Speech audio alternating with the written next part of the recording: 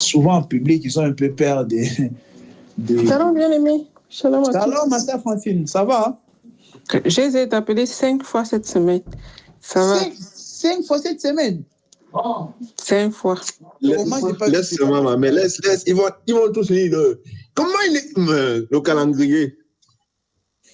Non, ah ouais, tu m'as appelé un jour à 8h, je vis. Tu m'as appelé 2 fois, jeudi à 8h. Ah, Joachim, comment tu vas? Oh, ça va très bien, shalom. Ok, shalom. Jeudi à 8h. Content de te revoir. Mais je sais pas pourquoi je ne vois pas. Shalom, maman, shalom. Shalom. Frère Serge, shalom. J'ai déjà fini avec toi, frère Kalonji. Frère Kalonji, calme-toi. Papa, Chikae. Elle a suscité quelque chose là. Ma bien-aimée, grande sœur, maman Didi, shalom. Shalom, maman Fran. Comment tu vas? Je vais bien. Merci. En tout cas, nous sommes contents de te revoir encore. Depuis samedi dernier. Bon.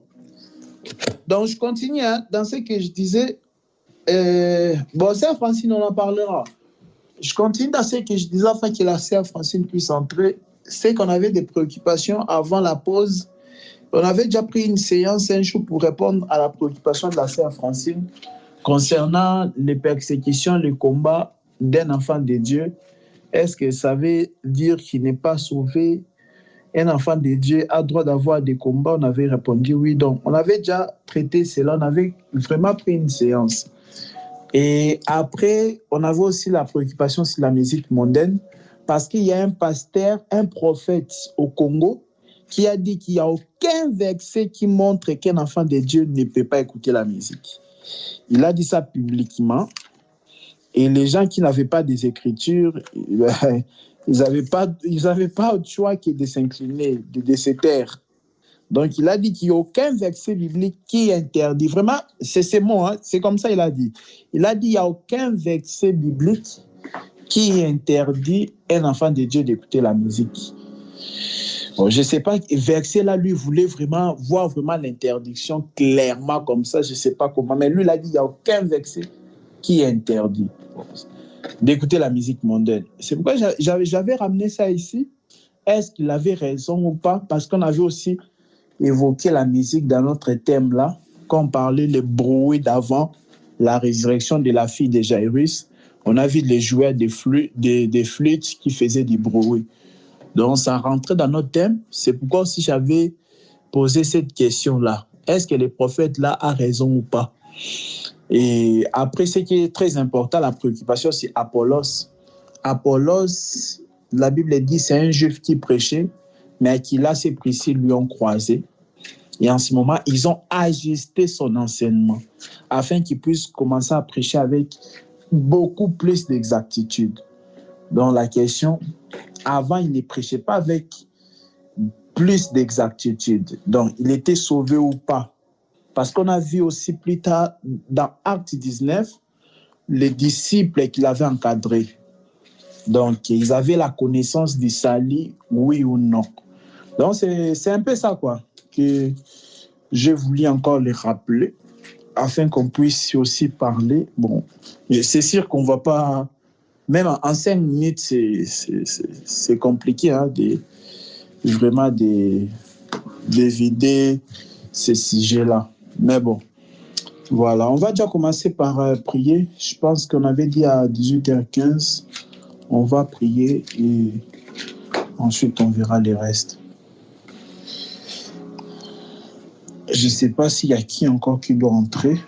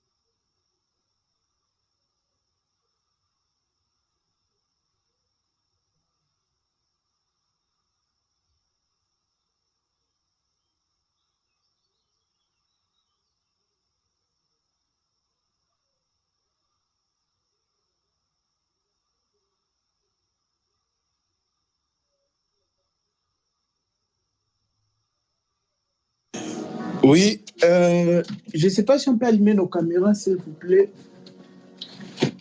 pour faciliter une bonne communication. Moi, les premiers, j'allume. Hop. Voilà.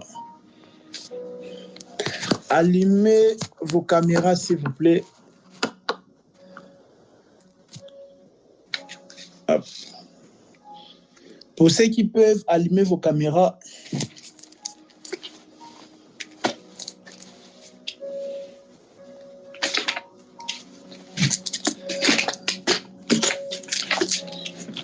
merci frère Joachim, merci frère Naom, merci Myriel. Bon, voilà, on va prier. Seigneur notre Dieu, nous te bénissons, nous te sommes infiniment reconnaissants. Merci encore, Seigneur, pour ces jours que tu as rendus possibles, Seigneur, afin que nous puissions passer ensemble avec nos bien-aimés. Nous prions que ce moment soit un moment fort, un moment de paix, de consolation, d'édification, Seigneur, pour la louange de la gloire de ton Saint-Nom. Seigneur, édifie-nous davantage, Seigneur Dieu de gloire. Équipe-nous encore davantage. Illumine les yeux de nos cœurs, Seigneur. En ton nom, nous avons ainsi prié. Amen. Amen, amen. Voilà. Amen. Sois loué. Et Seigneur, sois loué, content de vous voir. Et voilà, comme je dis, qu'on avait la préoccupation là par rapport à Apollos. Bon, je sais que pendant les moments d'absence là, pendant les moments de la pause, il n'y a pas vraiment... Je ne sais pas s'il y en a qui ont médité sur ça, mais je ne sais pas du tout. Je ne sais pas s'il y a des gens qui ont médité sur ça. Mais sinon, la conclusion, après, la conclusion, il faut déjà les lire. Je ne sais pas si chacun de nous ici l'a déjà lu. Je ne sais pas du tout.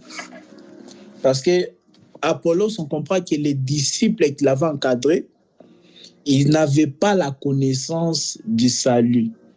C'est-à-dire, ils n'avaient pas la connaissance du Saint-Esprit. Parce que Éphésiens chapitre 1, verset 13, nous dit, c'est après avoir... Frère Joachim, tu peux nous les lire, s'il te plaît. Éphésiens chapitre 1. Éphésiens chapitre 1.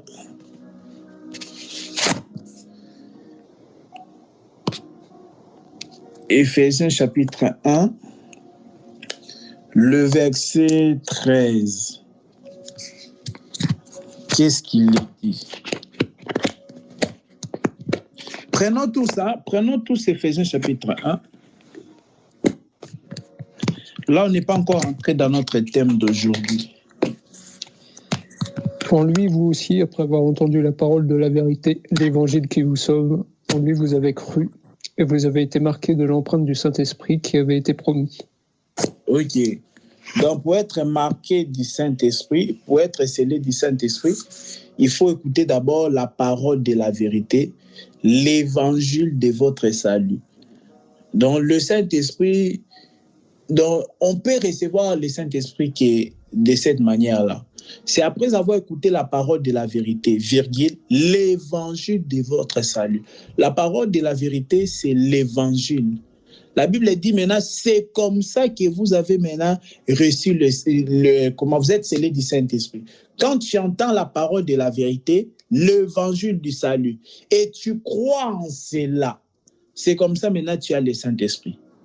Donc par là, on peut comprendre qu'il y a beaucoup de gens ici sur terre, ils n'ont pas le Saint-Esprit. Il faut dire clairement les choses. Beaucoup de gens sur la terre, ils n'ont pas le Saint-Esprit. Bien qu'ils sont dans les agitations, tout ça, ils ont aussi des visions la nuit. Hein? Maintenant, les visions, là, on ne sait pas si c'est Dieu ou le diable.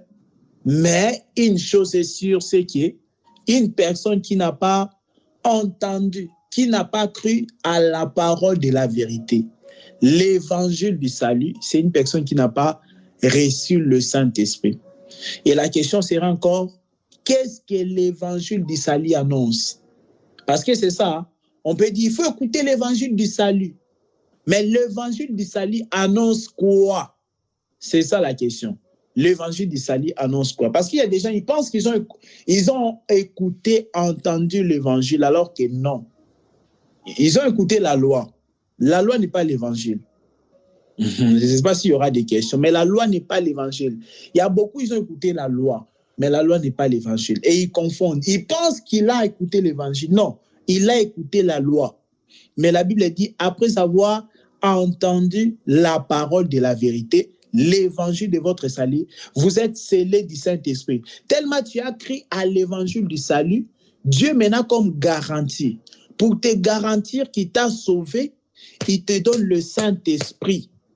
C'est comme si je t'écris une lettre. Je dis dans cette lettre-là, je vais te donner de l'argent. J'écris tout ça. Et maintenant, pour te garantir que vraiment, je vais accomplir ma promesse là, je signe à la fin. Je mets mon nom, je mets Roland Kalonji, je signe. Donc, je mets vraiment un sceau. Donc, un sceau vraiment. Et c'est ça. C'est ça que Dieu nous promet. Donc, pour te montrer qu'il t'a sauvé, il te donne le Saint-Esprit.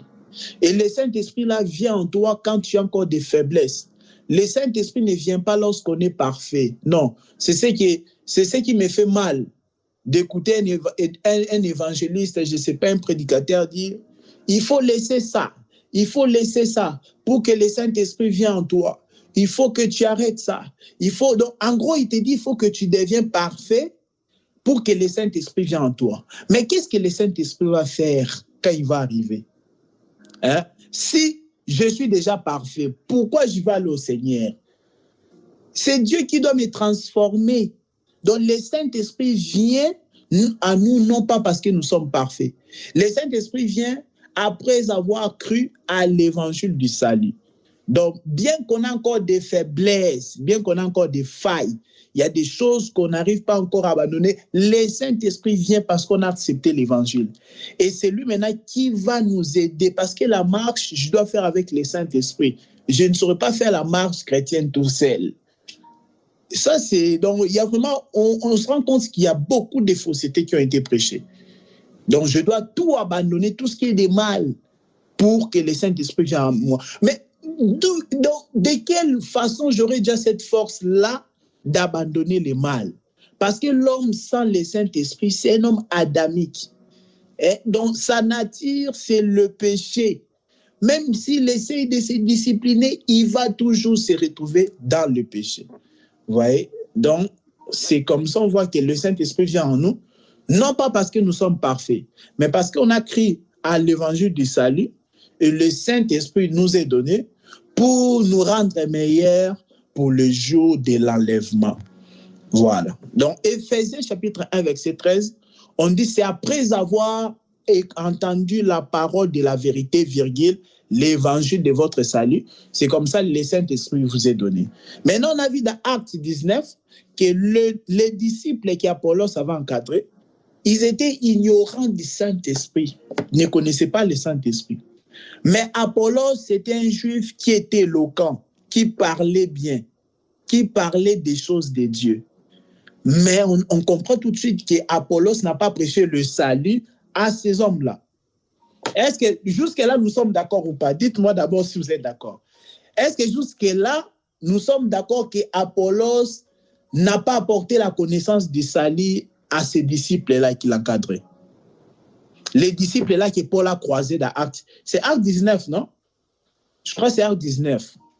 Les disciples qu'il a croisés. C'est Actes 19. Ils n'avaient pas la connaissance du Saint-Esprit. Donc, lorsqu'on va répondre à cette question ici, vous allez voir qu'il y a beaucoup de choses qui vont changer. Vraiment, si on arrive à répondre à cette question ici bibliquement, parce que la question c'est, Apollos était-il sauvé ou pas avant de rencontrer Aquilas et Priscille? C'est ça. Donc, on voit maintenant dans Actes 19, alors... Voilà, c'est dans Acte 19 que maintenant Paul a rencontré les disciples qui Apollos avait encadrés. Et ces disciples-là, ils étaient ignorants du Saint-Esprit. Ils ne savaient pas que le Saint-Esprit existait. Ça, c'est grave. Mais Apollos, qu'est-ce que tu as enseigné? Qu'est-ce que tu as enseigné à ces disciples-là? Oui, un juif qui était prédicateur, qui prêchait. Mais il a été repris par Apollos et il a été repris par Aquilas et Priscille. Et lui ont apporté vraiment la précision des choses. Là, vous allez le voir dans Acte 18. Dans Acte 18, là où on a repris, là où Aquilas et Priscille ont repris Apollos, vers le verset 24, vous descendez. Acte 18, verset 24. Un homme nommé Apollos, originaire d'Alexandrie. Nous sommes dans Acte 18, verset 24. Un homme nommé Apollos, originaire d'Alexandrie, homme éloquent et versé dans les Écritures, vint à Éphèse. Verset 25, il était instruit dans la voie du Seigneur. Il était instruit dans la voie du Seigneur et fervent d'esprit. Il annonçait et enseignait avec exactitude ce qui concerne Jésus. Bien qu'il ne connaisse le baptême de Jean, il s'est mis à parler librement dans la synagogue. Aquilas et Priscille, l'ayant entendu, prirent avec lui, lui exposèrent plus exactement la voix de Dieu. Donc, il n'avait pas la connaissance exacte de la voix de Dieu. Acte 18, verset 26. Et l'autre fois, on avait vu déjà, avant notre pause, on avait vu dans Acte chapitre 16, je crois, verset 17, la voix de Dieu, c'est quoi? C'est la voix du salut. On peut encore le prendre. Hein? Un bien-aimé peut nous prendre ça. Acte 16, pour voir la voix de Dieu. Ce qu'on est en train de dire là, c'est aussi très important, mes bien-aimés. Donc, réagissez. Hein? Si vous pouvez réagir. On va arrêter ça dans 5 minutes quand même. On va encore revenir prochainement. Acte 16, verset 17, il est dit quoi? Quand on a dit, Silas et Paul, ils prêchent la voix du salut. Je crois que c'est ça le verset. Acte 16, verset 17.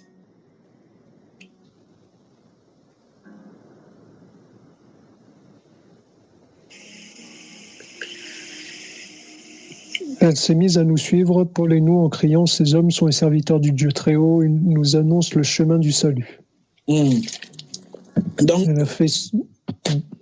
Oui, merci. C'est Acte 16, 17, hein? Ouais. Ok, merci Joachim. On a dit que Silas et Paul sont les serviteurs du Seigneur qui annoncent la voie, le chemin du Seigneur, virgule la voie du salut. C'est ça ou c'est pas ça? Ils annoncent, ouais, on a dit que la voie du Seigneur ou le chemin du Seigneur, c'est ça la voie du salut. Nous sommes d'accord. Mais maintenant ici, Apollos n'avait pas la connaissance exacte de la voix du Seigneur. C'est ça le verset 26 de Acte 16.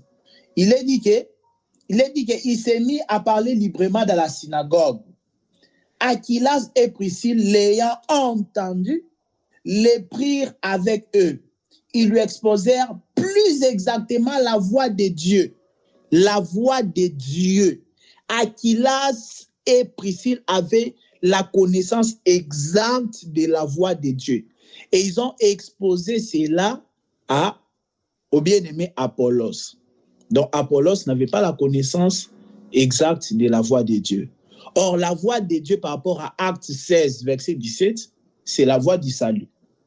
Donc voilà, c'est la lumière qu'on avait déjà commencé à donner pour dire qu'Apollos n'avait pas la connaissance exacte de la voix du salut. Oui, frère Naob.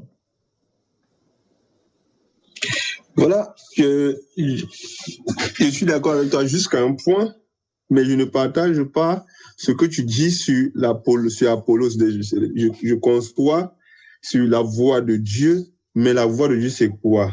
Parce que si on lit bien, à ce que tu lis, déjà, il y a un problème. On a eu ce problème avant qu'on ne parte, c'est Apollos prêchait déjà l'exactitude. Et quand on parle de Priscille et Aquilas, on dit plus exactement. C'est-à-dire, pour avoir plus exactement, il faut d'abord avoir exactement, avant d'avoir plus exactement. Donc, il avait d'abord exactement. Il avait quoi exactement? Quand on continue à lire 18, on descend à 19, on voit que ses disciples, comme tu l'as dit que nous n'avons pas entendu qu'il y ait parlé d'un Saint-Esprit parce que normalement, comme tu le dis si bien, ils n'avaient pas cette connaissance de Jésus-Christ qui devait apporter le salut par la voix du Saint-Esprit. Paul leur demande de quel baptême dont avez-vous entendu parler? Ils disent le baptême de Jean. Or, Jean a parlé du baptême de la repentance, qui est un processus pour arriver à Jésus, parce que Jésus-Christ, Jean a paru annonçant celui qui devait venir.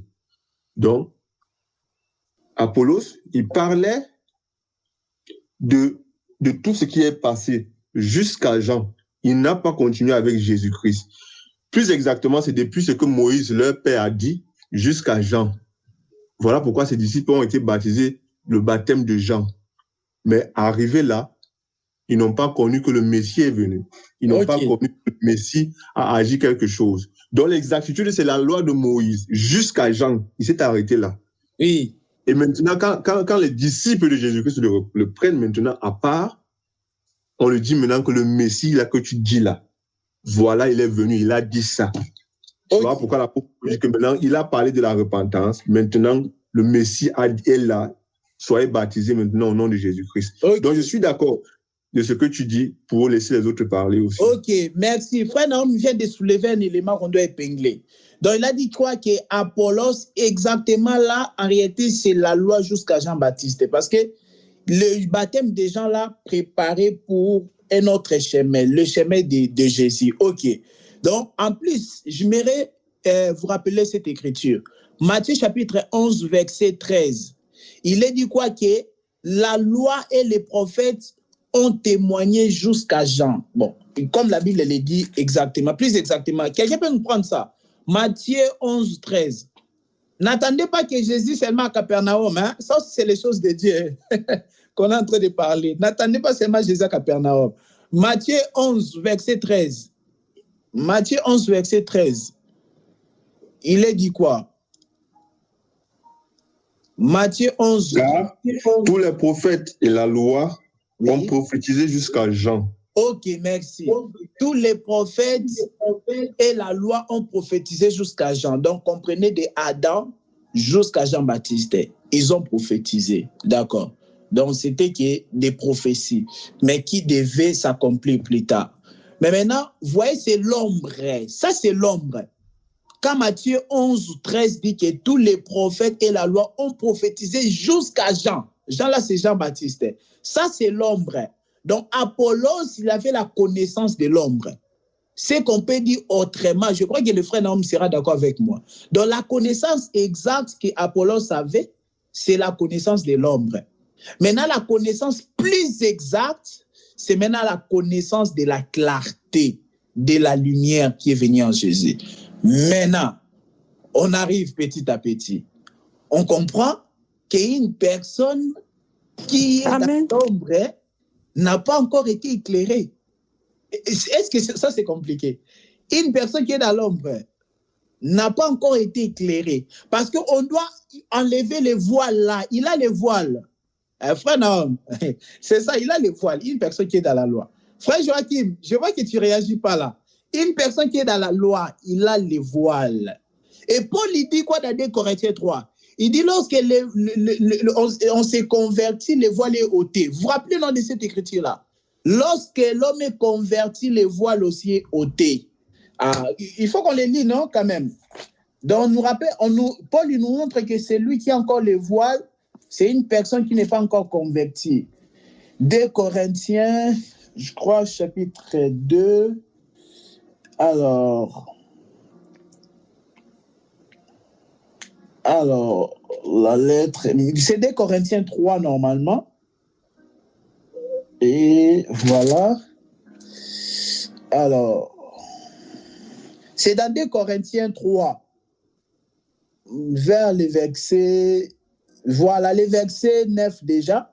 Si le ministère de la condamnation est glorieux, le ministère de la justice est beaucoup supérieur en gloire. Et sous ces rapports, ce qui est glorieux n'est la point à cause de cette gloire qui lui est supérieure. En effet, ce qui était passager a été glorieux, ce qui est permanent est bien plus glorieux. Et il y a donc cette espérance, nous, ils ont une grande liberté et nous ne faisons pas comme Moïse, qui mettait un voile sur son visage pour que les fils d'Israël ne fixèrent point les regards sur la fin de ce qui était passagère. Mais ils sont devenus durs d'entendement, car jusqu'à ce jour, le même voile demeure quand ils font la lecture de l'Ancien Testament. Quand quelqu'un il lit comme ça, il croit que on doit encore être baptisé par rapport au baptême des gens. Donc, ça, c'est quelqu'un, les voiles demeurent encore sur lui. Parce que Jean-Baptiste, c'est l'ombre. OK. Il dit quoi? Il dit quoi? Car jusqu'à ce jour, nous sommes dans 2 Corinthiens chapitre 3, verset 14. Car jusqu'à ce jour, le même voile demeure. Quand ils font la lecture de l'Ancien Testament, et ils s'élèvent pas, parce que c'est en Christ qu'il disparaît. Le voile doit disparaître quand quelqu'un est en Christ. Le voile là, il disparaît. Maintenant, on dit quoi? Jusqu'à ce jour, quand on lit Moïse, un voile est jeté sur leur cœur. Tu peux prêcher, c'est ce que je dis. Mais qu'est-ce que tu prêches? Voilà. Maintenant, jusqu'à ce jour, quand on lit Moïse, un voile est jeté sur leur cœur.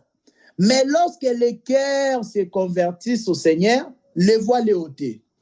Merci Seigneur. 2 Corinthiens 3,16. On dit que lorsque le cœur est converti, le voile est ôté.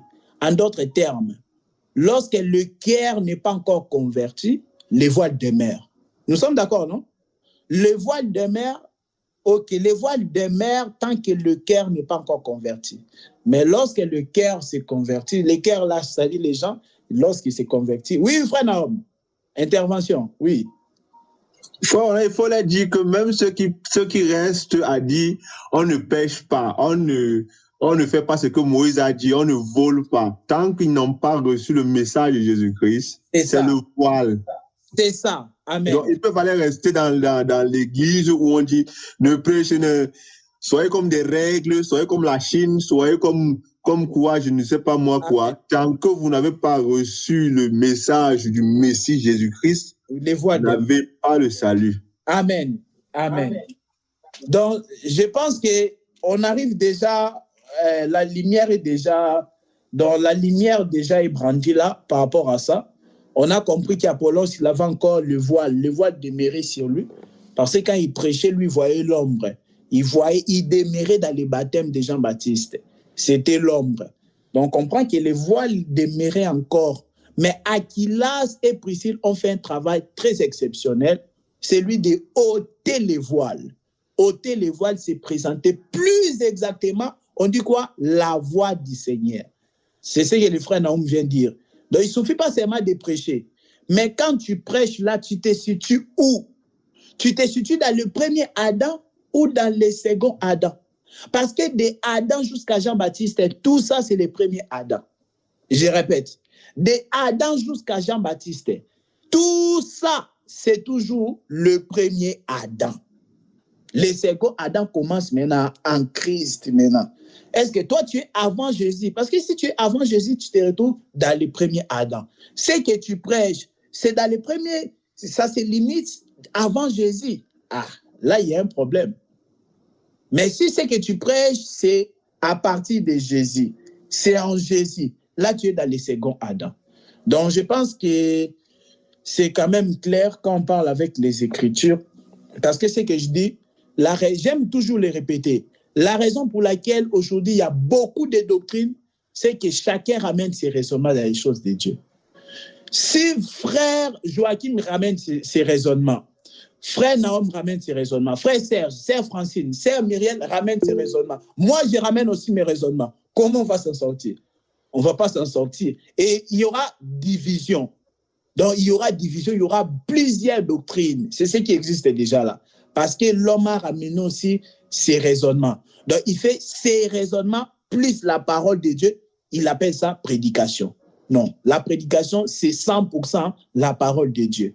0% des raisonnements. Bon, voilà. C'est un peu ça, quoi. Donc, jusque-là, on est en train de conclure pour dire que Apollos, qui avait la connaissance exacte, c'était la connaissance de l'ombre. Ce n'était pas la connaissance de la clarté. Donc, un voile demeurait encore sur lui. Donc, il était éloquent. Ça, il ne faut pas être séduit par rapport à l'éloquence. Oh, mais il est éloquent. Il s'habille bien. Mais il a un voile dans son cœur. on a beaucoup de prédicateurs aujourd'hui sur Internet. Vous les voyez que vraiment quand ils prêchent, voilà, il est très éloquent. Il sait capter vraiment l'attention des gens, tout ça. Quand il parle là, il a l'art oratoire. Hein, vous voyez? Ah, mais lui, il a l'art oratoire, mais il a le voile qui demeure dans son cœur. Il prêche encore le premier Moïse. Il prêche les interdictions. Ne faites pas ça, ne faites pas ça. Lui, il appelle ça la sanctification. Non, ça, ce n'est pas la sanctification. Ne volez pas, ne tuez pas, tout ça. Lui, il appelle ça la sanctification. Non, la sanctification, c'est en Jésus. Parce que dans 1 Corinthiens chapitre 1, verset 29, Paul dit Christ, notre sanctification. Ne peut prétendre qu'il vit dans la sanctification que celui qui est déjà en Christ. Si tu n'es pas en Christ, donc ça c'est l'orgueil spirituel. Tu es en train de te montrer. Non, c'est en Christ qu'il y a la sanctification. Bon, voilà, si je peux le dire clairement, Apollos n'était pas sauvé. Voilà. Donc, en un mot, Apollos n'était pas sauvé. Donc, voilà, cela n'est plus choquant quand on passe avec les Écritures. Mais aujourd'hui, vous allez entendre beaucoup de prédicateurs, même dans le monde d'évangile éternel. Là. Oh, moi, j'étais comme Apollos, j'avais déjà la connaissance, on m'a rajouté seulement un peu. Ah! Bah, ils n'aiment pas dire qu'avant, je n'avais pas la connaissance du salut. Beaucoup de prédicateurs dans le monde d'évangile éternel. Avant, moi aussi, je prêchais déjà, je connaissais déjà des choses de Dieu.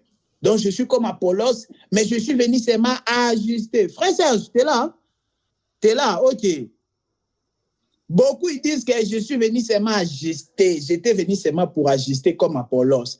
Mais ne sachant pas qu'Apollos, il avait un voile dans son cœur. Apollos n'était pas encore converti. Il n'annonçait pas plus exactement la voix de Dieu.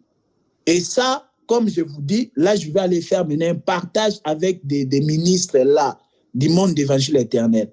Je vais prendre du temps avec eux, de partager avec eux pour leur montrer A plus B qu'Apollos était un homme païen avant de rencontrer Aquilas et Priscille. Malgré son art oratoire, malgré qu'il prêchait bien, Apollos était un païen. Et tous ces prédicateurs qui disent que moi, quand j'étais à l'église de réveil, quand je suis venu, j'étais comme Apollos, ils doivent changer leur confession. Oui, frère Naum. Là encore, permets-moi de te dire, je ne suis pas d'accord avec certains trucs. Oui. Apollos n'était pas un païen, merci. Oui. Apollos, il n'était pas un païen parce que si on veut prendre la définition du païen d'après la loi de Moïse, oui. c'est tous des non-juifs. Apollos, déjà, il est juif. Oui. Apollos, déjà, il est juif, il n'est pas païen. Il a déjà une disqualification. Apollos, il n'est pas païen. Bien qu'il n'a pas de salut, il n'a pas la connaissance du salut, il n'est pas païen. C'est ça que tu voulais dire. J'aimerais ça. Maintenant, quoi encore? Maintenant, j'aimerais un peu comprendre. Lorsque tu dis, Apollos n'avait pas le salut, je suis d'accord, mais je suis perplexe. Perplexe dans ce sens que le salut, ce n'est pas nous qui le donnons. Oui. Le salut, ce n'est pas écrit sur la face des gens. Amen. Le salut, c'est le Seigneur seul qui a la liste des sauvés. Oui. Maintenant, comment est-ce que nous, les hommes, pouvons dire à quelqu'un qui n'a pas le salut? On ne peut pas prétendre qu'Apollos n'avait pas le salut. Moi, je suis d'accord avec toi quand tu dis qu'Apollos n'avait pas le salut. Mais encore, il faudrait dépendre dans l'état dans lequel il n'avait pas le salut. Parce qu'un homme viendra te dire, Apollos avait le salut. Dans l'éternité, il a le salut. Mais il y a un parcours, comme je dis, il y a un parcours qui amène, même pas moi qui dis la parole de Dieu, il y a un parcours qui amène à ce salut-là. Ce parcours-là, Apollos n'avait pas encore parcouru jusqu'à... Je ne sais pas si... Parce que quand tu dis ça comme ça, là, moi, je comprends, mais la nuance dans tout ce que tu dis, c'est qu'on ne peut pas prendre ça gratuitement et fortuitement. Donc, je t'en prie, faut fragmente encore. Ok, merci frère, non, merci. Bon, déjà, quand j'ai dit qu'Apollos n'était pas, vous avez compris, c'est frère Joachim a compris, frère Serge, donc j'ai ramené ça à notre langage d'aujourd'hui. On sait que c'était un homme juif. Quand j'ai dit c'est un païen, c'est juste qu'il n'était pas converti. Alors que tu peux être non païen, tu pouvais être juif, mais sans être converti. Donc, voilà, il n'était pas converti. Mais aujourd'hui, quelqu'un qui n'est pas converti, on l'appelle païen. Un païen, c'est quelqu'un qui est étranger aux choses de Dieu. Mais Apollos, étant juif, n'était pas étranger à la loi. Mais aujourd'hui, c'est quoi aujourd'hui la parole de Dieu? Est-ce que c'est la loi de Moïse ou les choses de l'esprit? Vous voyez? Ou la loi de l'esprit. Vous allez voir qu'aujourd'hui, c'est la loi de l'esprit qui est la parole de Dieu. L'évangile qui est aujourd'hui la parole de Dieu. Donc, un païen aujourd'hui, c'est par rapport à l'évangile de Christ. Israël aujourd'hui est païen par rapport à l'évangile de Christ. Il est étranger. Il n'a pas cru en l'œuvre de la croix. C'est par rapport à ça qu'on peut le dire, il est païen, il est non converti. Bon, ça, il n'y a pas beaucoup de choses à dire. Ça, là, c'est vraiment clair. Vous avez compris. Et oui, frère Nahum, quand on parle ici qui n'était pas encore sauvé, oui, tu voulais dire quelque chose? C'est la sœur Francine, elle a levé la main depuis. Ah, ok, quand tu parlais, c'est vrai. Oui, sœur Francine, tu voulais ajouter? Oui, je voulais ajouter à ça qu'en fait, il faut faire très attention quand on parle du salut. Parce qu'en fait, nous, on a l'impression qu'on a une étape à franchir, il y a d'autres étapes. Le Seigneur fait ce qu'il veut, en fait. Souvent, je m'abstiens beaucoup de parler du salut, que tel n'est pas sauvé, tel n'est pas sauvé. Okay. Parce que le Seigneur connaît quand il va commencer une œuvre à chacun et combien de temps. Ok, merci beaucoup. Bon, c'est ce que je voulais ajouter. Ok, merci beaucoup. Ça va dans le même sens que c'est frère Joachim m'avait dit. Frère Serge, tu voulais dire quelque chose avant que j'intervienne? Ouais, juste pour dire à la sœur Francine que, vous savez, quand on prêche bien, on enseigne, on est en train de répéter ce qui est écrit dans la parole. Si vous commencez à dire qu'on ne sait jamais, là... Je lui réponds. Ça ne sert à rien d'enseigner, quoi. Nous, on sait bien que le salut appartient à Dieu, mais ce qui est écrit d'abord, on voit d'abord ça. Après, le reste, c'est ça, quoi. Ben, sinon, c'est pas la peine d'enseigner et de... C'est ça, quoi, ce que je veux dire. Merci, frère Serge. Du coup, je reprends ce que frère Nahum m'a dit, bah, ça va dans le même sens que sœur Francine. Nous, aujourd'hui, comment on peut savoir tel est sauvé parce que c'est Dieu qui donne les saluts? Je suis d'accord. Frère Nahum, je n'ai même pas réagi encore à ce que tu avais dit. Tu lèves encore la main. Vas-y. Non, c'est parce que je n'ai pas... ma question était ceci. Je n'ai pas dit que le fait de prêcher n'est pas nécessaire. J'ai dit qu'il y a un parcours pour comprendre la nécessité à prêcher. Oui. Voilà pourquoi Jésus-Christ lui-même est descendu faire un ministère. Je ne suis pas en train d'abolir le ministère ni le travail que nous tous nous faisons ici, de parler de Christ. Oui. Je suis en train de dire simplement que lorsqu'il dit qu'Apollos n'était pas sauvé, on viendra lui montrer que dans l'éternité, c'est le corps de Jésus-Christ. Faisons un peu attention. C'est le corps de Jésus-Christ, c'est son corps. C'est lui qui ramène à son corps ceux qui étaient dans son corps. Donc, venir dire qu'Apollos d'emblée, c'est ça que mon problème, c'est d'emblée dire qu'il n'était pas sauvé. Dans quel temps? Oui. Frère Nahum, oui, j'ai compris ta question. Je n'ai pas encore répondu. Donc, du coup, pour revenir à ce que frère Nahum est en train de dire, nous, ici, quand on traite les choses du salut, c'est par rapport au temps. Frère Nahum, frère Joachim, tu es d'accord? Quand ici, on parle du salut, c'est par rapport au temps. Parce que quand on était dans l'éternité, on ne se connaissait pas. On ne prêchait pas aussi dans l'éternité. Donc, c'est vraiment dans les temps ici. Je suis d'accord. Même, il se pourrait même que même Poutine, il est déjà sauvé depuis l'éternité. Mais toi et moi, actuellement, on ne sait pas. Mais quand est-ce qu'on va savoir que Poutine a été sauvé depuis l'éternité? C'est quand il va accepter l'évangile de la croix. C'est en ce moment-là. Quelqu'un ne peut pas me dire qu'il était déjà sauvé à l'éternité. Mais quand il vient ici, donc jusqu'à sa mort, il n'a jamais crié à l'évangile de la croix. Donc ça, c'est une personne qui n'a jamais été sauvée. Donc, on doit voir la manifestation là aussi dans les temps. Jusque-là, le frère Nahum est d'accord avec moi. OK. Mais maintenant, il y a une chose, comment on peut voir? Frère Nahum, il dit que le salut, c'est l'apanage de Dieu. Oui, le salut, c'est l'apanage de Dieu. C'est Dieu qui donne le salut. Nous sommes d'accord, sœur Francine. Comment on peut voir aujourd'hui? Déjà, je vais vous dire, est-ce que vous savez qu'au temps de la loi, tout ça, un sacrificateur pouvait voir, lui c'est un lépreux, lui c'est pas un lépreux. Est-ce que nous sommes d'accord ou pas? Un sacrificateur au temps de la loi pouvait voir que lui c'est un lépreux, lui c'est pas un lépreux. Parce que c'est le sacrificateur qui examinait la lèpre. Il dit non, la lèpre c'est bon maintenant, lui il est pur. Parce que quelqu'un qui a la lèpre, c'est quelqu'un qui est impur, c'est un pécheur. Donc, de même que le sacrificateur avait cette capacité-là, aujourd'hui, un vrai chrétien aussi, normalement, qui est mature aussi, après avoir écouté quelqu'un parler, ils peuvent savoir que lui, là, le salut ou pas. C'est facile pour un prédicateur de savoir que ce prédicateur-là, il a le salut ou pas. Tant que quelqu'un n'a pas parlé, c'est vrai que ce n'est pas écrit au front. Je suis d'accord. Ce n'est pas écrit au front, sur le front. Mais tant qu'il n'a pas encore parlé, on ne peut pas savoir. Mais quand il se permet de s'exprimer comme Apollos sur la place publique, là, c'est facile maintenant de faire l'examen, vous voyez, dans les diagnostics spirituels que faisaient les sacrificateurs. Parce que la Bible dit, il a fait de nous aussi un royaume des sacrificateurs. Nous sommes d'accord. Apocalypse 1, verset 6. Nous sommes aussi un royaume des sacrificateurs. Nous pouvons aussi faire les diagnostics spirituels. Donc, quand il parle seulement, tu dis non, cet homme ici n'a pas le salut. Parce que quelqu'un qui a reçu le salut, il ne peut pas te dire qu'il va gêner pour recevoir le pardon du péché. Vous voyez? Donc ça, c'est un exemple. Je n'ai pas dit que c'était le cas d'Apollos. Quelqu'un qui a reçu le salut ne peut pas prêcher aux gens pour que tu sois pardonné, va entrer en jeûne de 3 jours, jeûne de 21 jours ou de 40 jours. C'est un menteur. Le pardon du péché de nous, au nom de Jésus, est gratuitement. C'est gratuit. Sinon, Jésus n'allait pas venir mourir.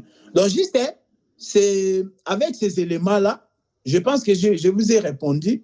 Un sacrificateur avait cette capacité-là de faire les diagnostics spirituels, d'identifier lui, c'est un lépreux, lui, c'est pas un lépreux. Bon, pour ne pas aller trop loin, je pense que j'ai répondu déjà aussi. Frère Serge, c'est clair, hein? Sœur Francine, frère Naom. Oui, pour moi, c'est clair, quoi. En fait, c'est pour cela que j'ai vu l'intervention du frère Naom. Non, je suis d'accord avec lui. Intervention. Ouais, j'étais d'accord avec le frère Naom, mais juste, j'ai répondu à la sœur Francine, même sœur Francine aussi quand elle a dit, parce que moi, j'ai des témoignages, hein, je crois que je l'avais dit une fois aussi, mais j'ai dit seulement que non. Mieux vaut se confier d'abord aux Écritures, mais nous savons que les salis, tout ce qui concerne les salis, c'est vraiment un mystère, quoi. On peut comme l'exemple de Poutine que Roland donnait tout de suite, quoi. C'est vraiment un mystère, parce que moi, j'ai des témoignages, donc c'est ça, quoi. Ça, c'est bien, c'est clair. Oui, voilà. Donc, quand on parle du salut, ouais, c'est vraiment dans les temps que nous étant les humains, on a les corps, c'est par rapport, on juge par rapport au temps ici. Si on peut faire les diagnostics, c'est par rapport au temps, parce qu'on est dans les temps. Dans l'éternité, seul Dieu sait. Bon, je pense que c'est clair. Je pense que c'est clair. Shalom, frère Tristan. Shalom, frère Tristan. On était en train de répondre à la préoccupation si Apollos est sauvé ou pas. Mais frère Serge, cette partie ici, il faudra aussi nous l'envoyer dans les groupes, hein, pour que même frère Tristan, comme il vient d'arriver en retard, comme ça aussi, il va l'écouter. Bon, voilà. Que le Seigneur soit loué.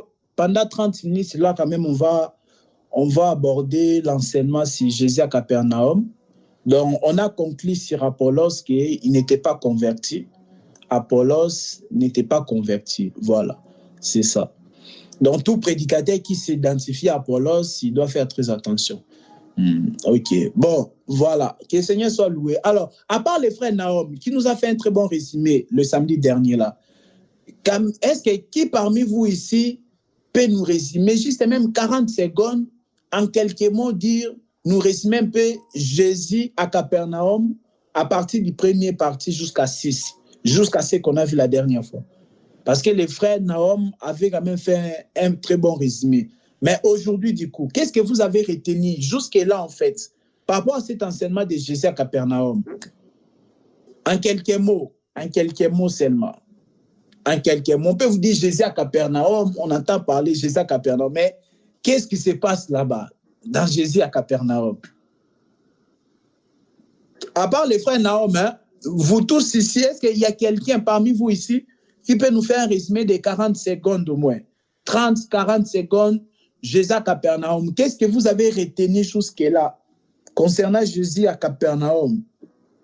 Parce que même pour moi aussi, c'est très important pour voir ma... Oui, je vais me lancer. Oui. Oui, donc la fois dernière, on a parlé du coup, Jésus à Capernaum, on a continué. On a dit que c'était la vie de la consolation.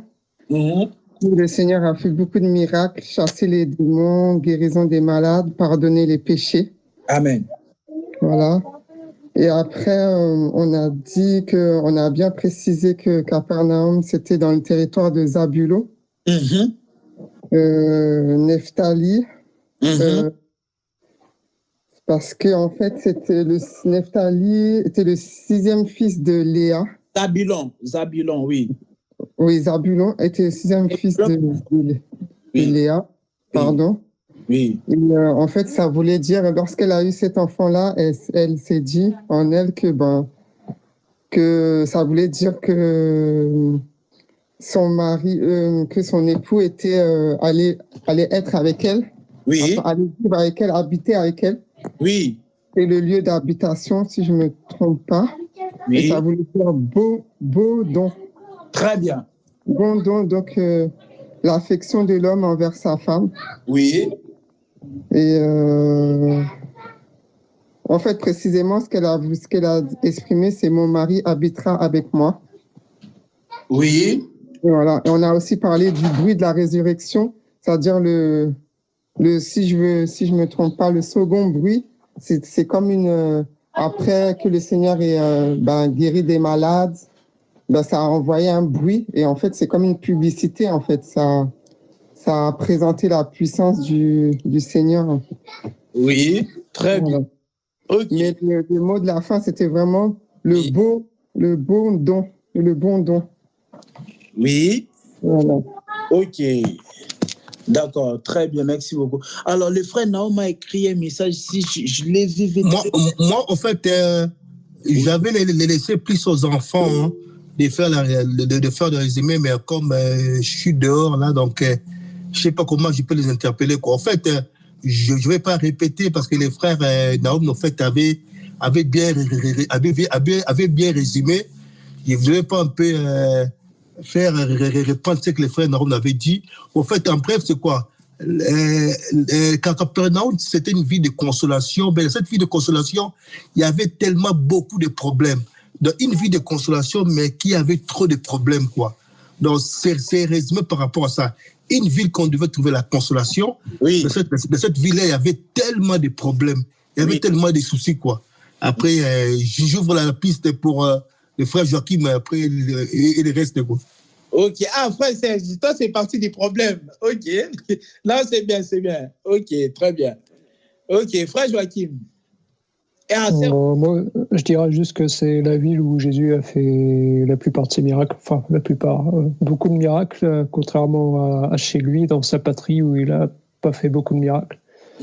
La différence était entre chez ses frères, ils ne croyaient pas en lui, tandis qu'à Capernaum, ils croyaient. Et si je me souviens bien, c'est au soir qu'il y a beaucoup de malades et d'infirmes qui viennent vers lui.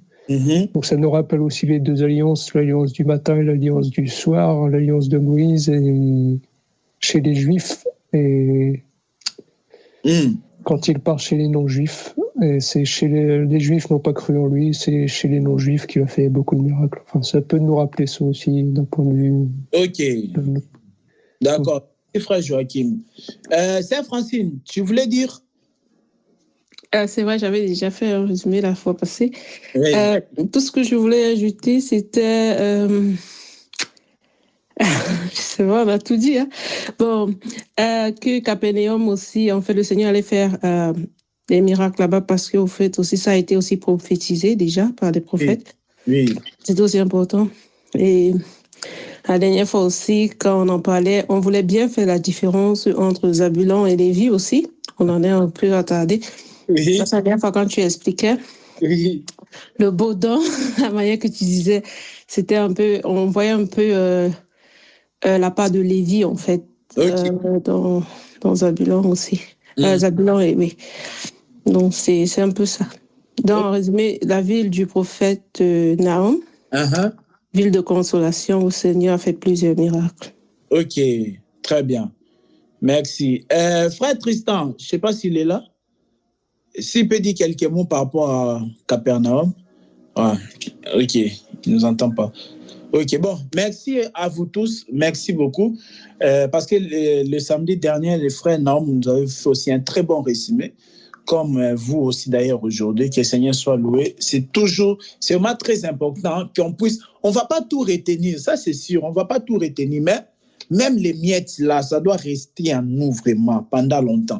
Quand on va parler, on va te poser la question si Jésus est fils des charpentiers. Il faut que ça sorte directement. Il faut qu'on soit capable. On ne va pas tout retenir, mais au moins l'essentiel là vraiment. Ce n'est pas que je dois d'abord jeter un coup d'œil dans mes notes. Ça aussi, c'est pas mauvais. Mais le mieux, il faut que ça reste. C'est très important. C'est comme, je dis, il y a des gens qui me disent, je lis toute la Bible. Cette année, je lis 2 fois la Bible. J'ai rencontré une personne comme ça l'année dernière. Il m'a dit, cette année 2023, j'ai lu 2 fois la Bible. Mais ça, c'est bien. Retenir, c'est encore mieux. Parce que quand tu lis 2 fois la Bible, mais que tu ne retiens rien, c'est pareil avec quelqu'un qui n'avait pas lu. C'est pareil. C'est bien de lire, c'est bien d'apprendre, mais retenir, c'est encore mieux. Parce qu'on dit que la parole de Dieu, on doit le mettre en pratique. On doit appliquer la parole de Dieu. Mais comment tu vas appliquer quelque chose que tu n'as pas? Quelque chose qui n'est pas en toi, comment tu vas le mettre en pratique? Vous voyez? Il faut l'avoir. C'est très important à nous et c'est comme ça, maintenant, on peut aussi les manifester. Bon, voilà, que le Seigneur soit loué pour ces résumés. Et aussi, il faut qu'on revienne à nos résumés là de la lecture biblique. Là, ça fait longtemps vraiment on l'a abandonné. Que le Seigneur nous aide. Je ne sais pas si vous vous rappelez si on s'était arrêté où, à quel livre.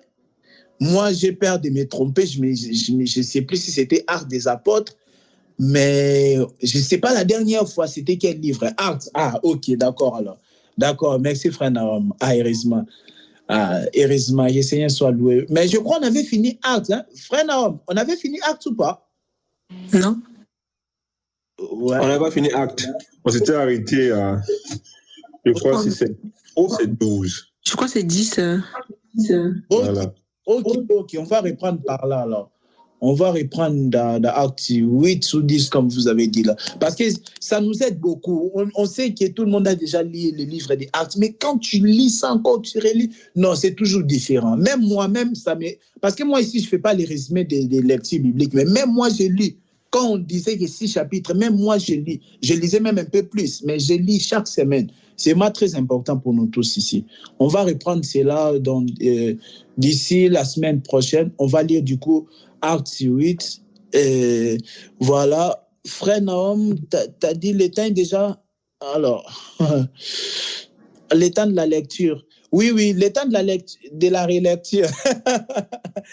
Le temps de la relecture. Je vois souvent ces polémiques là sur Internet. Oui, non, c'est vraiment très important. Hein. C'est très important. Ce qu'on faisait là, c'est vraiment... Même moi-même, ça m'aidait. Même moi-même, je vous dis que j'ai déjà lu toute la Bible, mais quand on faisait ça, ça m'aidait beaucoup aussi. C'est très important. Voilà. Bon, que le Seigneur soit loué. Voilà, on va commencer maintenant. Pour ceux qui viennent d'arriver, donc, vous avez raté simplement une partie des bibliques. Désolé, il y a la sœur Pélagie que j'ai invitée là. Elle est là. Ok. Shalom, sœur Pélagie. Ok, le micro est fermé. Oui, nous sommes contents de t'avoir parmi nous. Shalom, merci beaucoup. Oui, donc c'est maintenant, on va commencer l'enseignement pour aujourd'hui. On va faire en sorte, c'est même 30 minutes seulement. Permettez-nous qu'on puisse aller même jusqu'à 19h40. Et tout à l'heure, vous avez simplement loupé un partage biblique qu'on faisait là concernant la vie d'Apollos. Alors, nous commençons aujourd'hui, nous commençons notre séance maintenant là. Jésus à Capernaum, partie 7. Voilà, vous pouvez fermer aussi vos micros pour permettre un bon enregistrement parce que ces enregistrements ici nous aident beaucoup aussi sur YouTube. Donc aujourd'hui, nous sommes samedi 1er juin 2024. Bienvenue dans notre séance, dans notre 33e séance, 33e ou 34e, le frère Serge lui sait. Dans notre 33e séance, nous abordons Jésus à Capernaum, partie 7. Donc vous avez vu ici, vous connaissez très bien cet enseignement, comment on a commencé. Jésus à Capernaum qui réalise des choses très vraiment extraordinaires. Il réalise de grandes choses. Un des éléments qu'on avait épinglés, c'est que Capernaum, c'est l'une des villes, c'est la ville où Jésus a fait de nombreux miracles. Jésus a fait 33 ans sur la terre, mais il a préféré de réaliser ces nombreux miracles dans la ville nommée Capernaum. Ok. Et on a lu, nous sommes dans Matthieu chapitre... je vais lire pour ne pas interrompre l'enregistrement. Matthieu chapitre 4, lisez en même temps que moi. Matthieu chapitre 4. On dit quoi? Matthieu chapitre 4, verset 12. Jésus ayant appris que Jean a été livré, se retira dans la Galilée, il quitta Nazareth et vint demeurer à Capernaum. Maintenant, on veut situer Capernaum géographiquement. On dit quoi? Situé près de la mer, dans les territoires des Zabulon et Nephtali. OK. Donc, Capernaum, c'est situé dans le territoire des Zabulon et Nephtali. Vous connaissez Zabulon et Nephtali, c'était dans les fils de Jacob, du patriarche Jacob. D'accord. Donc, c'est comme ça. Notre sous-thème aujourd'hui s'intitule Capernaum, territoire des Zabulon. Voilà, on l'a puisé dans Matthieu chapitre 4, verset 13. On nous montre que Capernaum faisait partie du territoire des Zabulon et Nephtali. Donc, dans le territoire des Zabulon et Nephtali, la ville de Capernaum aussi s'est située là. OK. Mais si on peut juste faire un petit rappel par rapport à ce qu'on a vu dernièrement, c'est que Jésus a fait des grandes choses dans cette ville-là de Capernaum. Les grandes choses en question, c'est le pardon du péché. Il a pardonné les péchés. On a dit que c'est un grand miracle que de recevoir le pardon du péché. D'être pardonné par les grands créateurs, ça c'est un grand miracle. Donc tu étais vraiment coupable, un coupable comme Barabbas. Mais on te dit que Jésus Barabbas, donc tu es libre aujourd'hui. Tu vas sortir de la prison. Barabbas pose la question maintenant, pourquoi je vais sortir de la prison? On a dit, on lui répond maintenant, Barabbas, ce n'est pas parce que tu es beau, ce n'est pas parce que tu es gentil, mais c'est simplement parce que Jésus de Nazareth a accepté de prendre ta place. Donc, on comprend que c'est comme ça maintenant, Barabbas va être libéré. Barabbas est sauvé parce que Jésus a pris sa place. C'est ça, il a été pardonné. Donc, il méritait la condamnation. Mais grâce à Jésus, Barabbas a été libéré. D'accord. Donc, Barabbas a reçu aussi le pardon. Donc, Jésus à Capernaum a accordé le pardon. Il a guéri des malades. Il a délivré ceux qui étaient sous l'emprise des démons. Jésus, il a fait aussi, c'est qu'il a aussi ressuscité aussi les morts. Donc, ce sont les choses que Jésus avait fait vraiment à Capernaum. Donc, on a avancé maintenant. On a dit que parmi ces grands miracles-là, on a cité le pardon, on a cité la guérison, on a cité la délivrance. Il a aussi ressuscité aussi les morts. C'est comme ça qu'on était parti toucher la résurrection de la fille de Jairus qui était morte. Cette fille-là était morte. Aux yeux de Jairus, la fille était morte. Mais Jésus a dit que la fille dormait. C'est là aussi, on avait aussi introduit aussi la réalité, la vérité. Les concepts là de la réalité, la vérité. On a dit que la réalité, c'est aussi ce qui est vrai, mais aux yeux de l'homme. Mais la vérité, c'est ce que Dieu lui considère. C'est ce que Dieu lui prend en considération. Dieu, il s'en fout de la vie de l'homme. Non, lui considère, c'est ce qu'il lui considère. Dieu qui est Jésus-Christ, il considère que la fille de Jairus dormait. Voilà pourquoi il était parti lui réveiller. Donc, aux yeux de Jairus, la fille là, elle était morte. D'accord. Nous étions d'accord qu'elle était morte. Maintenant, Jésus a fait quoi? A ressuscité la fille. Donc ça faisait partie aussi des grands miracles que Jésus a fait à Capernaum. Et maintenant, après, dans Matthieu, nous sommes dans Matthieu 9, verset 26. La Bible dit quoi? Le bruit s'est répandu dans toute la contrée. Voilà. Le bruit s'est répandu dans toute la contrée de quoi? De Capernaum. Pourquoi? Parce qu'il y a eu la guérison, il y a eu la résurrection. On avait dit que ça, c'était le bruit d'avant, le bruit d'après la résurrection. Parce que avant que la fille puisse ressusciter, il y avait les joueurs de flûte. La foule qui était venue distraire, là, ils étaient en train de faire entendre un bruit, un son qu'on n'avait pas besoin. Il faisait tellement de bruit. Et on a dit ça, Ça, c'est un son que la fille qui est morte en n'avait pas besoin. La fille qui est morte n'a pas besoin d'entendre des cantiques. C'est comme quelqu'un là encore païen. Mais vous l'invitez aussi à danser des louanges. Je chanterai de tout cœur les merveilles de mon papa Yahweh. Donc un païen aussi, il vient danser aussi. Donc vous êtes en train de les rendre un mauvais service. Il faut les prêcher l'évangile, qu'ils puissent comprendre ce qui est l'évangile, au lieu de l'amener dans des louanges célébrées. Donc, ignorant ce Dieu-là qu'il est en train de danser. C'est ça. Donc, les jouets de flûte, ils étaient là. Mais ça, c'est un mauvais service. Donc, voilà. Le bruit-là n'a rien apporté à la fille qui était morte. Maintenant, on est passé. La fille est morte. Pour Jairus, la fille, elle était morte. OK. Jésus rentre en scène. Il ressuscite la fille. Et après, la Bible dit dans Matthieu 9, 26, le bruit s'en répandit dans toute la contrée. Ce n'était plus le bruit des jouets de flûte, ni de la foule. Non. Le bruit là, c'était le bruit après la résurrection de la fille. Le bruit là annonçait la force, la puissance de Jésus. C'est ce qu'on a dit l'autre fois, que le bruit là, c'est la publicité de Jésus. Le bruit-là a pour mission de faire la promotion de Jésus-Christ. Et c'est ce que nous devons aussi faire. Et c'est très important. Et on avait aussi invité l'écriture des Actes des Apôtres. Actes des Apôtres 4. Vraiment, ça c'est une écriture que vous devez aussi retenir. C'est très important. Actes des Apôtres chapitre 4. Je vais commencer au verset 19. C'est lorsque le christianisme a commencé et que les apôtres, ils étaient vraiment persécutés de la part des chefs du peuple, voilà, de la part de tous ces anciens-là d'Israël. Actes des Apôtres, chapitre 4, à partir du verset 19. Mais un ange du Seigneur, ayant ouvert pendant la nuit les portes de la maison, Actes des Apôtres 4, le verset 19.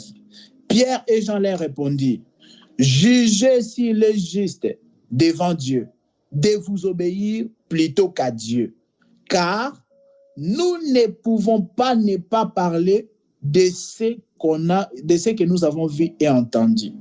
Ils leur firent de nouvelles menaces et les relâchèrent, ne sachant comment les punir à cause du peuple, parce que tous glorifiaient Dieu de ce qui était arrivé. Voilà. Donc, les chefs du peuple, les chefs d'Israël, ils étaient en train d'empêcher les apôtres de publier les bons bruits, de publier les témoignages de Jésus. Parce que Jésus leur avait dit dans Actes chapitre 1, verset 8, « Vous serez mes témoins. » Vous serez mes témoins. Mais comment? Quand est-ce que vous serez mes témoins? Jésus dit quoi? Quand vous allez recevoir le Saint-Esprit. Ça dit que quand vous serez convertis. Jésus dit dans Actes 1, verset 8, que vous serez mes témoins. Où? Il dit en Judée, en Samarie et en Jérusalem et aux extrémités de la terre. Il dit en Judée, en Samarie, il dit en Judée, en Samarie, en Galilée, en Jérusalem et jusqu'aux extrémités de la terre. Vous voyez, l'évangile était censé déjà atteindre les extrémités de la terre.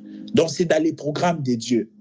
Quand les gens viennent vous dire que non, l'Afrique a reçu l'évangile par la colonisation, c'est parce qu'on l'a colonisé par les Occidentaux.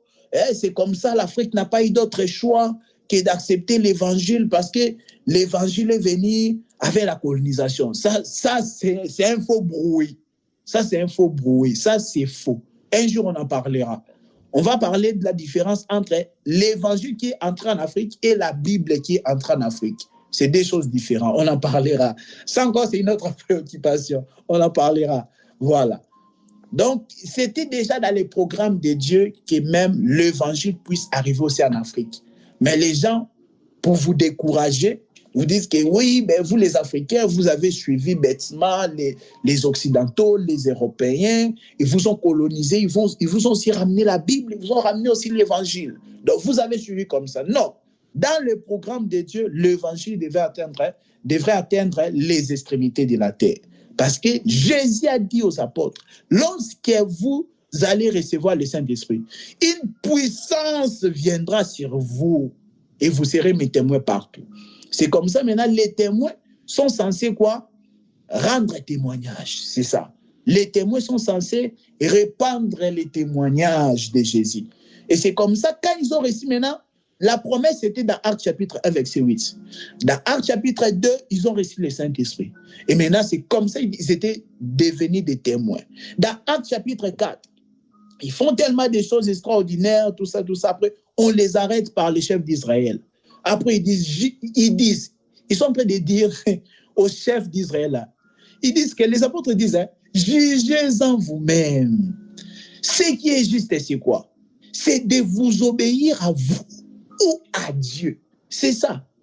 Donc même un prédicateur, quand il prêche, il doit obéir à Dieu et non aux hommes. Il doit plaire à Dieu et non aux hommes. Il doit dire ce que Dieu a dit. Même s'il ne sera pas aimé, ce n'est pas grave.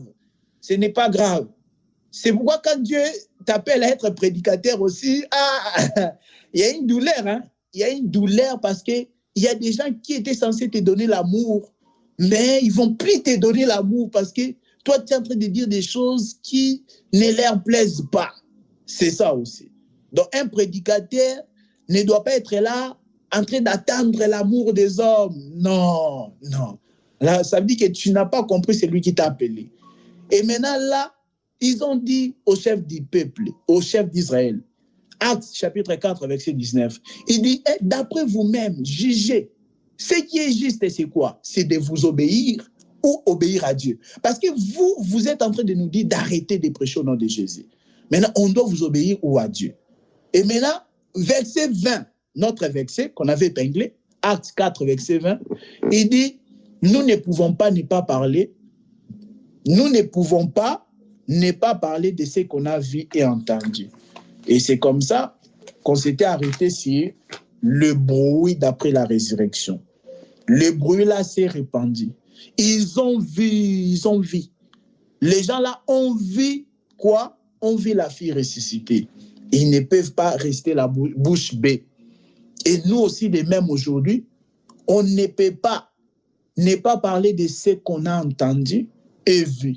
Parce que Jean, l'apôtre Jean expliquait dans 1 Jean, qu'on avait parlé sur 1 Jean, à l'époque on parlait du pardon du péché. Dans 1 Jean, l'apôtre Jean a dit quoi? C'est que nous vous annonçons, c'est que nous avons vu la parole éternelle. Il dit que nous l'avons touché. Donc, ils ont vu Jésus. Ils ont entendu. Non seulement ils ont entendu les paroles de Jésus, ils l'ont aussi vu. C'est ça, la parole éternelle. Il dit que nous l'avons entendu, nous l'avons aussi vu. Mais maintenant, comment vous pouvez nous interdire de parler de cet homme-là? Vous voyez? On ne peut pas s'en empêcher, on ne peut pas rester indifférent. Et c'est ça la question maintenant qu'on devait, chacun de nous devait se poser cette question-là. Qu'est-ce que j'ai entendu? Depuis que je me dis je suis chrétien, qu'est-ce que j'ai entendu de très important? Qu'est-ce que j'ai vraiment entendu? Et vous allez voir que quelqu'un qui a entendu quelque chose de la part de Dieu, waouh, la personne là, le monde ne va plus les comprendre. Le monde ne va plus les comprendre. Comme j'avais dit que c'est grave. Nous sommes là, nous sommes en train de dire que nous avons écouté quelque chose d'extraordinaire de la part du Seigneur. Mais une semaine peut passer comme ça, on n'évangélise pas. La doctrine de la prédestination a rendu plusieurs paresseux. Oh, ceux qui seront sauvés seront sauvés. Et de toute façon, ceux qui seront sauvés. Non, la doctrine de la prédestination n'a pas pour mission de nous rendre paresseux. Non. Au contraire, la Bible dit quoi dans les Actes des Apôtres? La Bible dit que ceux qui étaient destinés à la vie éternelle ont cru à la parole de Dieu que Paul prêchait. Vous voyez, mais Paul a d'abord prêché avant de dire que là, ils ne sont même pas destinés à la vie éternelle. Mais comment toi, tu vas savoir s'il est destiné à la vie éternelle ou pas? Tant que tu n'as pas prêché. Parce que la Bible dit le jour-là, dans Actes 13, la Bible dit quand Paul a prêché, ceux qui étaient destinés à la vie éternelle ont cru à la prédication. Ils ont cru à la prédication. Donc, avant qu'on puisse dire que lui, il a été destiné ou pas, nous, on doit annoncer. Si réellement nous avons entendu le Seigneur, nous devons, cela doit faire de nous des témoins. Les témoins du Seigneur. Nous devons aussi annoncer. Et je disais que une semaine, c'est beaucoup. Passer une semaine sans parler à un païen du Seigneur, c'est beaucoup. Un mois, c'est encore pire, n'en parlons même pas. Un jour déjà, moi, si je passe un jour, je ne me sens pas bien. Un jour, déjà, bon, ça va encore, ça passe. Mais une semaine, c'est beaucoup. Et c'est que je vais vraiment nous demander une chose, amis bien-aimés. On va encore parler à la fin. Mais déjà, je vous l'ai dit ici, ce qu'on va faire, c'est quoi? C'est que on va quand même, on va mettre un défi spirituel. Hein? Un défi spirituel quand même. C'est quoi? C'est que samedi, par exemple, le samedi prochain qu'on va se voir ici, on va se poser la question, frère Joachim, frère Naom, frère Serge, frère Roland, sœur Myriel, sœur Francine, vous avez parlé à combien? On n'est pas en train de dire de convaincre païens, non, de parler simplement. La question c'est, vous avez parlé à combien de païens durant la semaine? Déjà, je nous dis ici qu'une personne déjà, si on arrive à les faire déjà avec une seule personne, c'est déjà bien. Maintenant, si on fait beaucoup, il n'y a pas de souci. Mais le minimum, c'est une personne. Donc, durant la semaine, quand on va se retrouver le samedi, la question, ça sera, est-ce que vous avez réussi à parler à une personne qui ne connaissait pas le Seigneur? Ici, on ne dit pas convaincre, non. Ici, on ne dit pas gagner l'âme, non, parler. Et c'est le Seigneur qui fait les miracles après. Parce que la conversion, ça ne vient pas de nous, ça vient du Seigneur. Donc, juste parler là. Donc, déjà, on est trop solitaire. Donc, chacun pour soi. Donc, on ne se calcule même pas. Donc, voilà, chacun pour soi. Non, ça c'est pas bon. La Bible dit que les apôtres, après avoir expérimenté, après avoir vu la puissance de Dieu, après avoir entendu la parole de Dieu, ils ont dit comment ne pas parler de ce qu'on a vu et entendu. C'est ça, Actes des Apôtres, chapitre 4, verset 20. C'est ça les bons bruits, les bruits d'après la résurrection. C'est que les bruits là, ça rend comme des fous. C'est comme si les personnes sont devenues fous, quoi. C'est comme si les gens vont dire, c'est comme si tu es fou. Mais c'est parce que tu as entendu. Qu'est-ce que tu as entendu? Les apôtres ont entendu quoi? Ils ont compris que leur péché était pardonné une fois pour toutes. Ils ont compris qu'ils ont reçu de la part du Seigneur le pardon éternel. C'est comme ça, Pierre, maintenant, n'a pas fermé sa bouche quand il est parti chez Corneille. Acte 10, 43, c'est la prédication de Pierre chez Corneille. Il a dit que les prophètes ont rendu témoignage que quiconque croit en Jésus reçoit en son nom les pardons des péchés. Donc c'est comme ça les apôtres, ils étaient devenus comme des fous parce qu'ils ont dit qu'on a reçu la folie de la prédication. C'est qu'on a compris le pardon éternel. Ils ont compris que Dieu n'est pas un humain. Quand Dieu lui te pardonne, il doit se rassurer que le sang a coulé. Et le sang qui était coulé là, c'était une fois pour toutes. Et donc ça, c'est un truc vraiment assez fort. C'est pourquoi j'ai dit le pardon des péchés, c'est l'un des plus grands miracles. D'abord, c'est là où le miracle doit commencer. Le miracle doit commencer d'abord dans les pardons là. Si Dieu, tu comprends les pardons des péchés, Dieu t'a accordé un pardon éternel.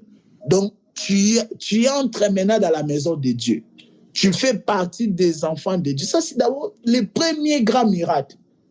Et ça ne peut pas nous laisser indifférents. Donc voilà, on va encore parler à la fin.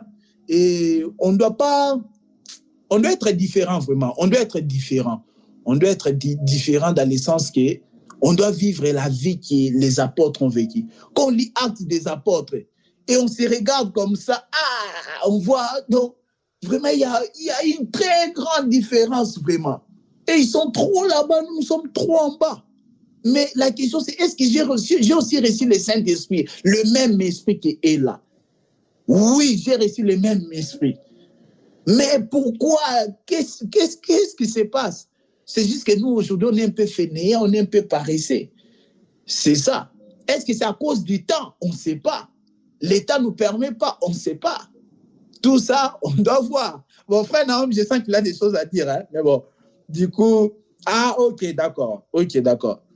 Aujourd'hui, le monde a fait que tu sois toujours occupé. Surtout ici en Occident, tout ça, il y a toujours quelque chose à faire. Donc, ça fait que même le temps de proclamer de ton sauveur, on n'a même plus ce temps-là. Mais les apôtres, on ne sait pas. Hein. Peut-être à la fin, on va s'expliquer. On va dire peut-être les apôtres, ils avaient le temps. Mais même, on a tous 24 heures, mais moi, je crois que quand on s'organise bien, on peut avoir même 30 minutes. Même 30 minutes, c'est beaucoup, juste 15 minutes d'évangélisation. Tu l'abordes, tu dis, est-ce qu'on peut parler 2 minutes seulement? Est-ce que tu as déjà entendu parler de Dieu? Oh non, moi je ne crois pas tout.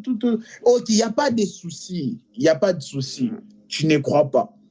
Tu ne crois pas en Dieu. Mais tu abordes d'une manière différente.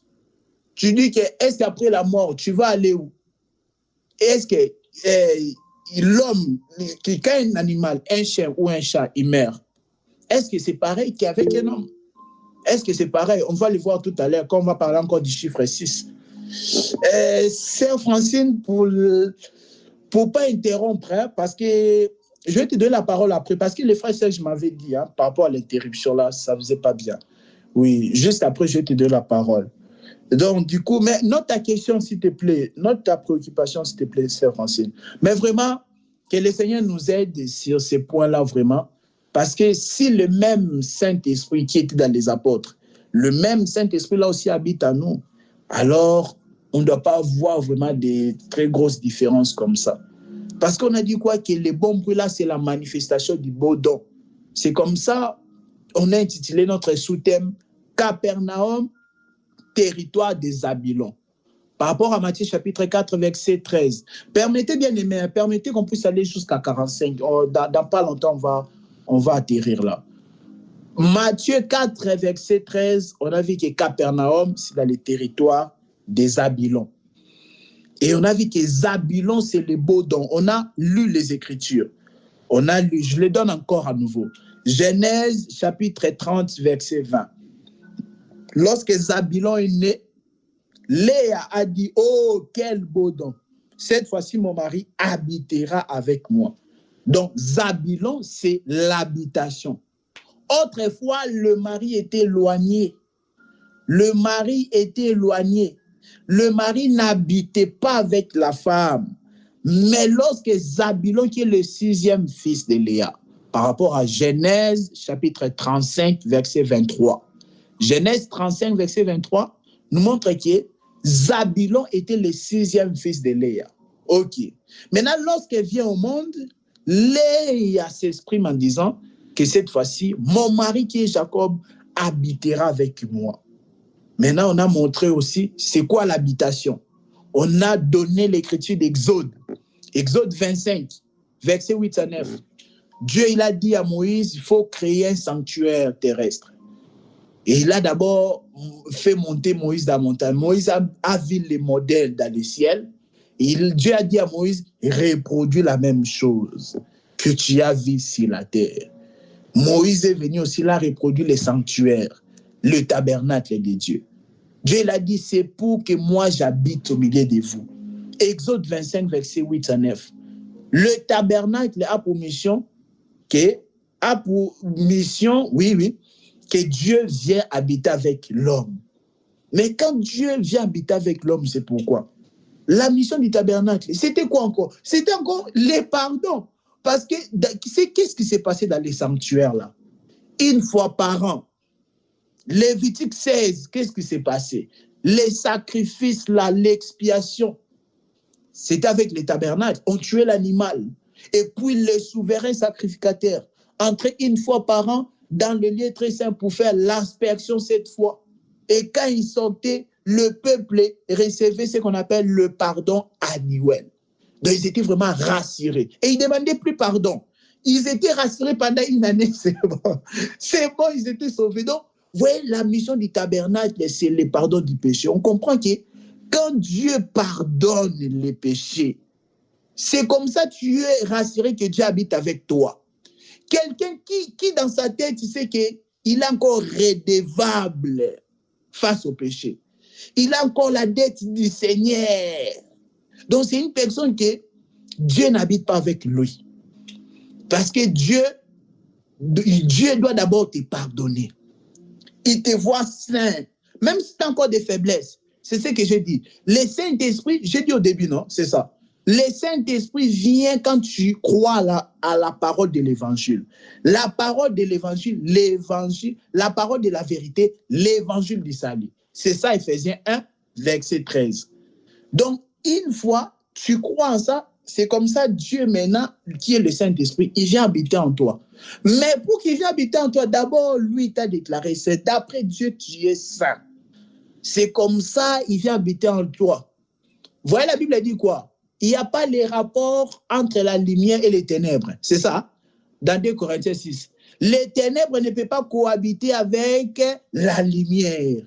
Mais quand Dieu, qui est le Saint-Esprit, vient habiter en nous, c'est parce que nous ne sommes plus ténèbres. Quand tu crois à l'Évangile, Dieu te voit saint. Tu n'es plus ténèbres. Tu es lumière. C'est comme ça, lui peut venir maintenant habiter en toi. Donc, c'est comme ça. Donc, je dis que pour que Dieu vienne habiter en toi, c'est d'abord, il doit pardonner tes péchés. Tu dois avoir la connaissance du pardon du péché. C'est ça même le plus grand. C'est ça d'abord qu'on a énuméré comme le grand miracle à Capernaum d'abord. Il doit pardonner tes péchés. Parce que c'était ça la mission du tabernacle. Le tabernacle, c'était aussi, du coup, on revient aussi un peu à Lévi, la réconciliation. Mais ici, on n'est pas en train de parler de Lévi. On parle de Zabulon, qui est le 6e fils. Lorsqu'il est né, Léa dit que le mari habitera avec la femme. On finit à 45, mes bien-aimés. Le mari habitera avec la femme. Donc, Dieu venait habiter parmi les hommes.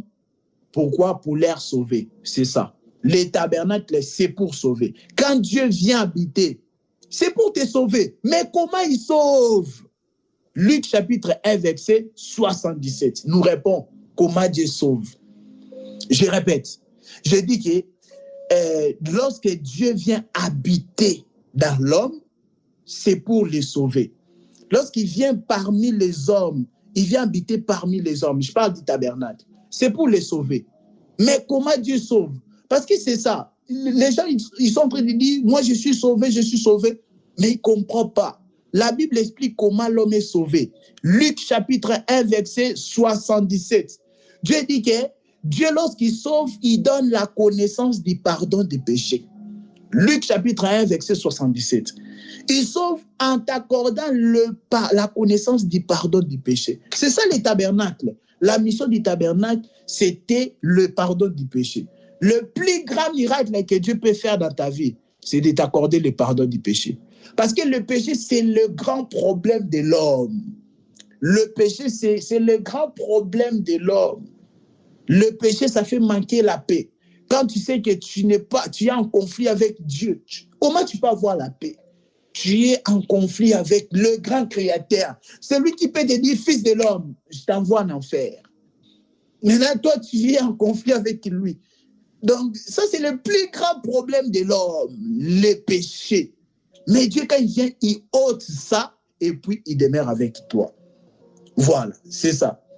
Donc, Zabulon, le 6e fils, lorsqu'il est né, on a Léa proclamé que le mari habitera avec lui. Alors, on va lire une écriture. Bon, il est déjà 19h40. On va quand même lire une écriture. On va les continuer prochainement. Prenons Lévitique 25. On va les clôturer prochainement. Lévitique. Bon, on va pas les... Bon, notez ça quand même, on ne va pas les lire. Lévitique chapitre 25, verset 21. Dieu dit qu'il donnera sa bénédiction à la 6e année. Il y a les chiffres 6. Donc la bénédiction, c'est dans les chiffres 6. Je crois que c'est ce qui est écrit. Mais on va développer ça prochainement. Lévitique chapitre 25. Lévitique chapitre 25, le verset 21. Lévitique 25. Voilà, le verset 21. Je le lis. Je lis Lévitique 25, verset 21. Il est dit ceci. Je vous accorderai ma bénédiction la 6e année et elle donnera des produits pour 3 ans. La 6e année, Dieu va accorder une bénédiction. La bénédiction, oui, Dieu va accorder la bénédiction de Dieu et elle donnera des produits pour 3 ans. Donc, lorsque Dieu va donner cette bénédiction-là, alors ça va produire pour 3 ans. Ça, on va continuer ça prochainement. Mais on prend juste ici qu'il y a le chiffre 6. La Bible dit la 6e année. Dieu, lorsqu'il va accorder sa bénédiction, ça va produire pour 3 ans. OK. Donc, déjà, dans les chiffres 6, on voit la bénédiction. Voilà pourquoi vous allez remarquer, mes bien-aimés, le chiffre, je pense que tout le monde m'entend. Je vois, c'est comme si c'est en ralenti. Oui, voilà. Donc, voilà pourquoi le chiffre 6. Le 6e jour, Dieu qui a soufflé dans Adam. Vous voyez? C'est le 6e jour que Dieu est venu habiter dans l'homme. C'est ça, Zabulon. Le 6e jour de la création. Remarquez bien, Dieu n'a pas soufflé dans les animaux, mes bien-aimés. Dieu n'a pas soufflé dans les animaux. On n'est pas pareil avec les animaux là. Mais Dieu a soufflé seulement dans Adam. Après l'avoir créé, Dieu a soufflé le 6e jour. Donc Dieu est venu habiter en Adam. C'est ça, Zabulon. Le chiffre 6, l'habitation. Le 6e jour, Dieu a soufflé dans Adam. C'est pourquoi je vous disais que même lorsque vous évangélisez un païen, il faut, s'il te dit non, de la même manière qu'un animal meurt, nous aussi. Non, ce n'est pas pareil. L'animal n'a pas reçu le souffle de Dieu en lui. Parce que lorsque Adam a reçu le souffle de Dieu, la Bible dit quoi? L'homme est devenu une âme vivante. Il y a aussi l'âme morte. Il y a aussi des hommes qui ont une âme morte. Mais il y a aussi l'homme qui a une âme vivante. Pour que ton âme soit vivante, Dieu doit souffler en toi. Et on a vu le 6e jour, Dieu a soufflé dans Adam. OK. Donc, avant le 6e jour-là, les jours précédents-là, Dieu n'avait jamais soufflé dans quoi que ce soit. Dieu n'a jamais soufflé dans les chiens, dans les lions. Il n'a jamais soufflé dans les reptiles, dans les oiseaux. Non, il n'a jamais fait ça. Seulement pour l'homme, le 6e jour, Dieu a soufflé. Voilà, c'est ici qu'on s'arrête. Donc, c'était notre, je crois, 33e séance. Et partie 7, Jésus à Capernaum, comme sous-thème. Capernaum, territoire des Zabulons. Nous allons encore continuer par la grâce de Dieu. Mais nous tendons déjà vers la fin de ce grand enseignement Jésus à Capernaum. Ensuite, on parlera des miracles catalogués. Et puis, voilà, après, on parlera aussi de Jésus à 33 ans. Petit à petit, nous tendons vers la fin de ces premiers grands modules. Voilà, que le Seigneur soit loué. Oui, vous pouvez allumer vos micros. Vous pouvez allumer vos micros. Sœur Francine. Non, ce n'était pas une question, désolé. Ah, ok, d'accord. Bon, je ne sais pas s'il y a des réactions avant compris. On a pris juste, je crois que c'était 30 minutes d'enseignement. Je ne sais pas s'il y a des réactions par rapport à ce qu'on vient de dire, où tout était clair. Frère Naom, je suis resté dans l'habitation. Hein? Je suis resté dans Zabulon aujourd'hui. Je n'ai pas touché Lévi. Bon, que le Seigneur soit loué. Amen. Oui, amen. Que le Seigneur soit loué. Tendre Père, nous te sommes infiniment reconnaissants. Merci parce qu'à chaque fois, tu nous fais du bien. Merci parce qu'à chaque fois que tu nous rappelles ta parole pour nous montrer que nous sommes tes enfants. Merci parce que, Seigneur, ces paroles ne restent pas simplement des discours persuasifs, mais tu as dit que ta parole est esprit et vie, Seigneur. Merci parce que nous avons compris que ta parole est esprit, ta parole est spirituelle et aussi vie. Nous devons aussi le vivre, nous devons aussi l'expérimenter dans nos vies. Merci, Seigneur, toi qui as fait des grandes choses dans Capernaum. Tu nous as dit aussi que nous sommes une ville située sur une montagne. Nous sommes aussi identifiés à Capernaum, mais qui peut parfois vivre des malheurs, qui peut parfois vivre des moments difficiles, Seigneur. Mais toi, qui es le grand sauveur, Seigneur, tu es venu pour apporter la consolation, la paix, Seigneur, l'édification parce que tu es le véritable refuge. Que toute la gloire te revienne. Merci Seigneur pour ce que tu as fait dans nos vies. Merci pour les grands miracles que tu as fait en nous accordant le pardon des péchés une fois pour toutes. Merci pour ce que tu es en train de faire et merci pour ce que tu feras dans l'avenir. Seigneur, la vie de mes bien-aimés, de mes frères et sœurs entre tes sentiments. Toi, tu sais encore, Seigneur, ce dont nous avons besoin. Merci, Seigneur, toutes choses entre tes sentiments. La suite de ce week-end entre tes sentiments, Seigneur. La semaine qui va débuter entre tes sentiments. Nos projets entre tes sentiments, Seigneur. Guide toutes choses. Garde-nous dans ton amour, Seigneur. Bénis-nous davantage encore spirituellement et matériellement aussi. En ton nom, nous avons ainsi prié, nous disons Amen. Amen. Amen, amen, amen. Amen. Mon Dieu. Amen. Sois loué. Que le Seigneur soit loué. Bon, voilà, c'est notre sœur Pélagie, hein? Notre sœur Oui, je suis Ah. la frère Pélagie. Ok, vous